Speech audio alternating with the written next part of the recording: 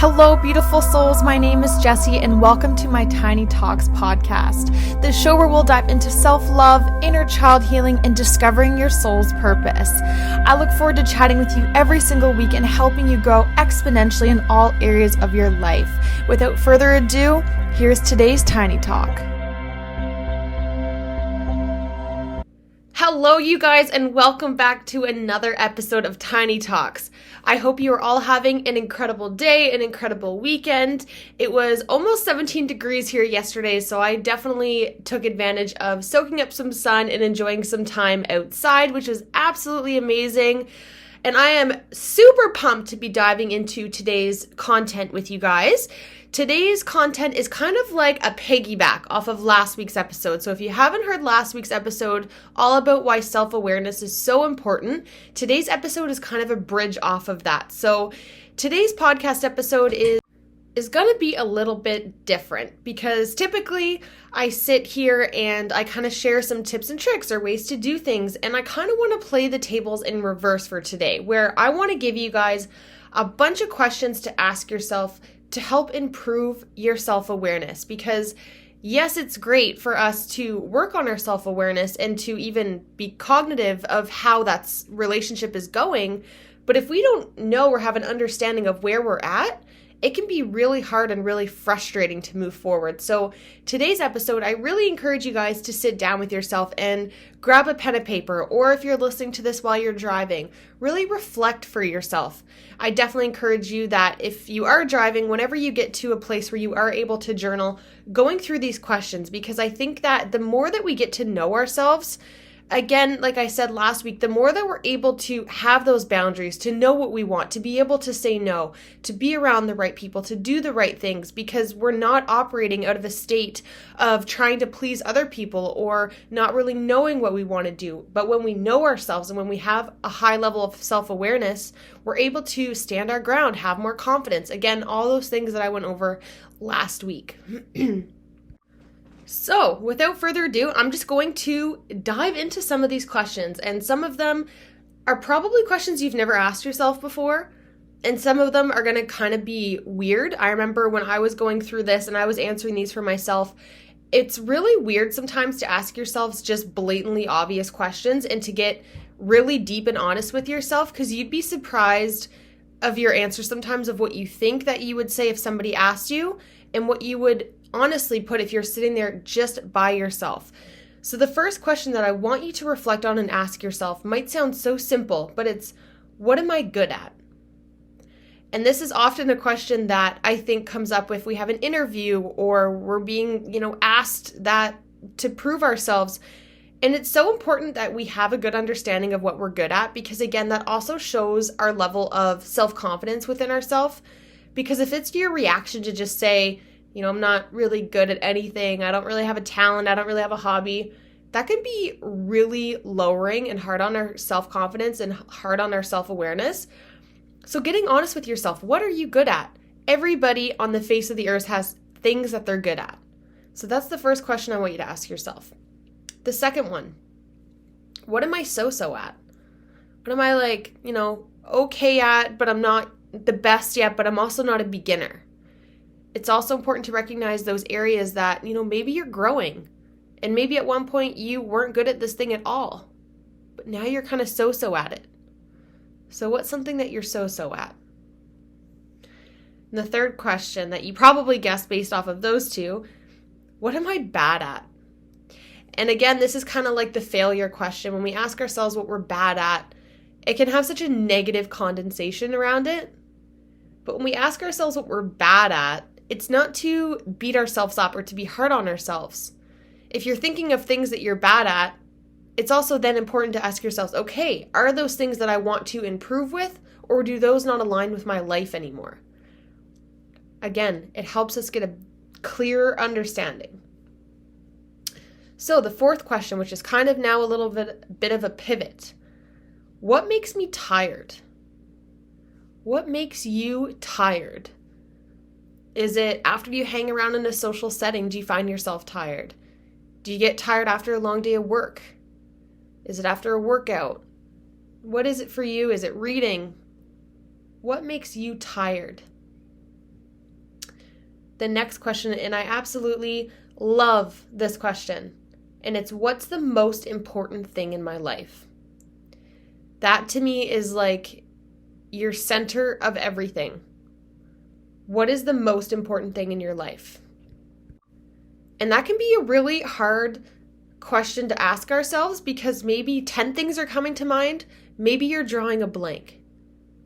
But when we get to have an understanding of what the most important thing in our life is, I think that also allows us to see where our priorities are. How much time are we spending doing that thing that is the most important in our life? Or if it's a person, being with that person. If it's a hobby, doing that hobby. Whatever it is, whatever the most important thing in your life is, there's likely a direct link to doing that thing and feeling good about it and feeling good after. So when you can find out for yourself what that thing is, you can then make sure to do it often. And knowing what the most important thing in your life with the perspective of self-awareness means that you're able to do those things often as a reflection of knowing how that makes you feel. The next question, who are the most important people in my life? So again, the first one, maybe a person did come up for you. But for this one, who are the most important people in your life? And I would then encourage you to take that even further and ask yourself, why? And I actually think that with all these questions, asking ourselves why, where does that come from? How long has it been like that? What shifted? What makes those people the most important people in my life? What makes that thing the most important thing in my life? How does it make you feel? How do those people make you feel versus other people? Again, getting to know yourself. The next question is, how much sleep do I need? We all have a bare minimum of sleep that we need. I think every single person needs at least 8 hours of sleep. It definitely can vary depending on person to person. So getting to know yourself. I know for me, I need at least 9 hours of sleep. If I don't have 9 hours of sleep, I feel just not rested. So getting to know that for yourself, tracking what time are you going to bed, what time are you waking up, and how are you feeling?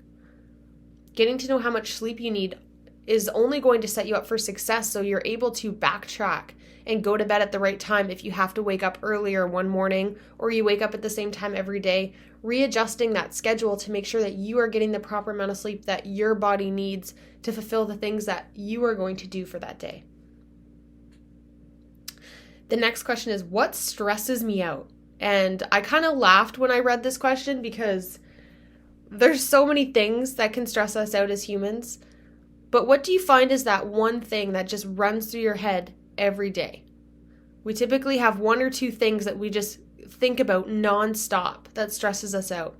Maybe that's your kids, maybe that's money, maybe that's your house, maybe that's your job, maybe that's food, maybe that's gas prices right now. Whatever it is, what stresses you out? Kind of on the flip of that question, what relaxes me? What relaxes you? What makes you feel relaxed, at rest, at peace, calm, centered in your body? Is it a bath? Is it cuddling on the couch? Is it your animals? Is it going for a drive? Is it going for a walk? What relaxes you? The next question that I think forces you to kind of dive in a little bit deeper, and it's, what's my definition of success? And I absolutely love this question because success to me and success to you are two very, very different things. But that's what's beautiful about life, is that we don't all have the same outcome or dream destination.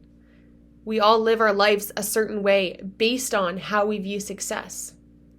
But if we know that what definition of success is for you, you're able to take the steps and to do the things to achieve that. Not trying to achieve somebody else's success, staying in your own lane. So what would you say is your definition of success? And I think that this would be a great one to ask yourself why.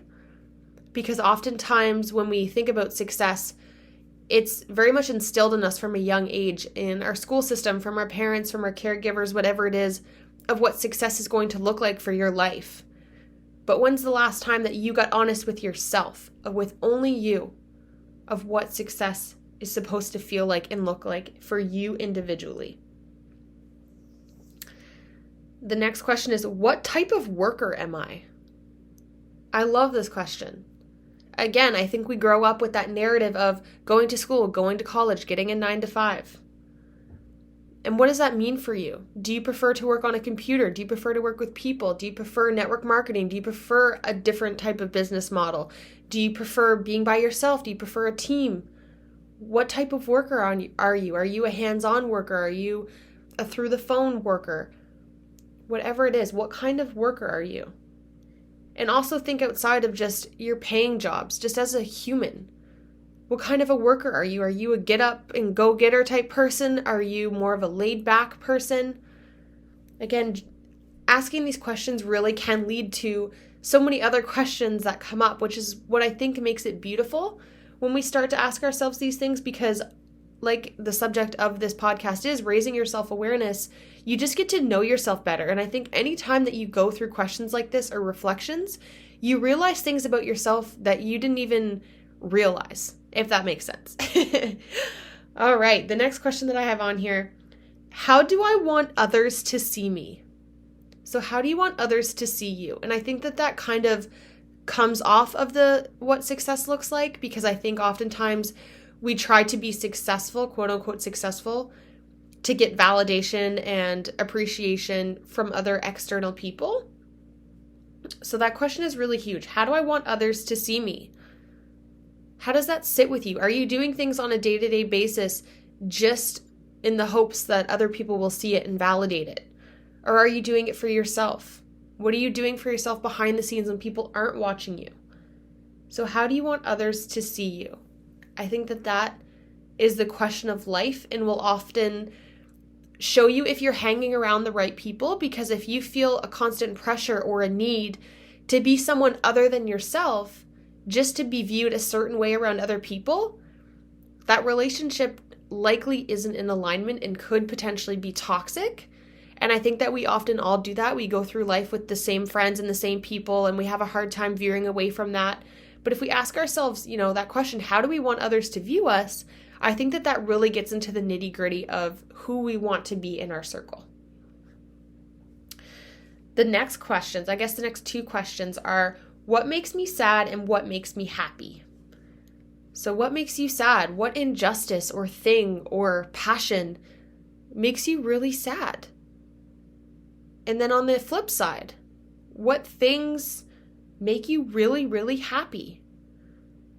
I think that when we know those things and we're able to vocalize them, especially with relationships, and we're able to very clearly state the things that make us sad and the things that make us happy, it doesn't only allow us the ability to do those things that make us happy often, but it allows us to communicate better with other people of the things that make us sad and the things that make us happy.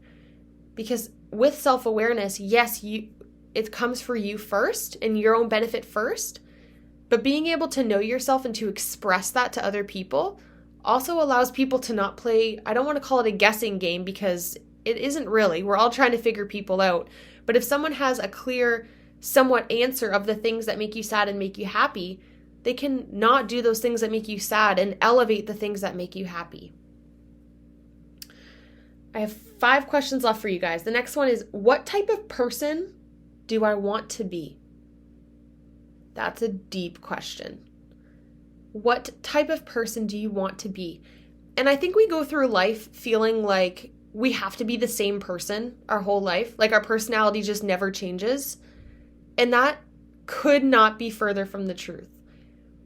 In fact, I'm not the same person. Well, I'm the same person. I feel like I've had a shift in who I am even in the last 3 weeks.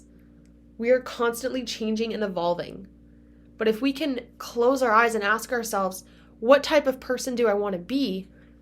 What shows up for you? When you visualize that person, what is he or she doing? What are they wearing? Where are they going? How are they carrying themselves? Right? What is their facial expressions? So what type of person do you want to be? The next question, what type of friend do I want to be? And I think that could also be kind of partner that I want to be. So friend/partner that you want to be. How do you want to show up for other people? How do you visualize your relationships? So what type of friend do you want to be? I think that's a question that we really don't ask ourselves very often. We often think of how we want other people to act coming towards us, but it's just as important for us to recognize how we are projecting. So what type of friend do you want to be? The next question, what do I think about myself? So when you picture yourself, what are those words that come to mind? Are they very negative? Are they very positive? Is there a mix of both? Are you noticing some of those stressors pop up when you think about yourself? Maybe there's some past trauma that comes up associated with that. So what do I think about myself? I think that that's a question that kind of is a snapshot of self-awareness and is going to take some deeper diving. But I really encourage you to sit with that one. And with all these questions, I think it would be great to maybe do one of these a day. Don't go through all of them at a time because that could potentially be really overwhelming. Start with one. Get really deep and crystal clear on it. Then move to the next. So for this question, what do I think about myself? That would take more than 30 seconds to answer. The second to last question that I have for you guys is, what things do I value in life? What things do you value? And again, I think a lot of these tie in together of what's the most important thing in my life, what makes me happy. But what are the things that you value most in life? For me, it's time in nature, time with good and funny people, and good food, and personal development. Those for me are the things about life that I just value a lot. And our values are also something that's really, really important for us to be crystal clear on.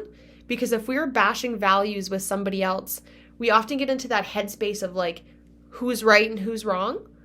But if we know our values and we're able to stick to them, there's no room for manipulation, because if we believe in something about ourselves and about our life, nobody can tweak that or take that away, because that's our truth and that's who we are. So it's no different with the things that you value in life. If you value that, nobody can take that away from you. That is something that you value. But if you don't know those things and you can't express them, somebody very easily could be pushing your buttons and you might not even be realizing that they're doing it. Or you yourself could be doing it to yourself and not realizing that you're doing it. Okay, and the last question that I have on here is, what makes me afraid? So what makes you afraid? And that could be a literal thing, or that could just be getting outside your comfort zone. So what are the things that makes your body afraid? I just, first of all, want to say a huge thank you that if you are taking the time to journal and to go through these questions, I really hope that you give yourself a big pat on the back. Because self-awareness isn't the funnest thing that we can do. Because sometimes getting honest with ourselves can hurt, and it can bring up things that we don't want to know, or we don't want to remember, or we don't want to admit, or we don't want to change, or we don't want to put in the work. But we often all go through our lives on this sense of autopilot of just, we just are who we are, but we often don't actually know who that person is. And again, if you are stuck, and I say the word stuck, I mean blessed to be in your body. That is the only body that you will ever have and you will ever know. Wouldn't you want to get to know it as best as possible? If you were stuck in a room with one person for the rest of your life, wouldn't you want to know all the little things about them that make them happy, that make them sad, that they value, that they're good at, what they're bad at? It's no different for yourself. So if you're taking the time to put in the work and to sit down and to journal and to reflect on these questions, I just want to say a big thank you, because it can be really, really hard to show up and to do those things for all the reasons that I just said. I also, as always, just want to thank you guys so much for tuning into this week's episode of Tiny Talks. I know that this week's episode was a little bit different, and I'm honestly liking kind of having this back and forth of sharing knowledge, sharing stories, but also giving you guys the tools to heal your inner child, to discover your soul's purpose, right? And the only way that we can do that is to put in the work. Because I can sit here and share with you guys, but unless you're actually going out and doing the work, you're not going to improve. And I want you guys to grow exponentially in all areas of your life. And again, the only way that you can do that is by you putting one foot in front of the other and doing the work. So thank you guys again so much for tuning in. I am so excited for the next week to come. There's some big things coming and I can't wait to share them with you all. I hope you all have a wonderful, wonderful day, and I look forward to chatting with you all next week. Bye, you guys. Thank you all so much for tuning into this week's episode of Tiny Talks. If you're looking to connect, you can find me on Instagram at JessieBrown13. I look forward to chatting with you all next week. And remember, get out of your head and into your heart.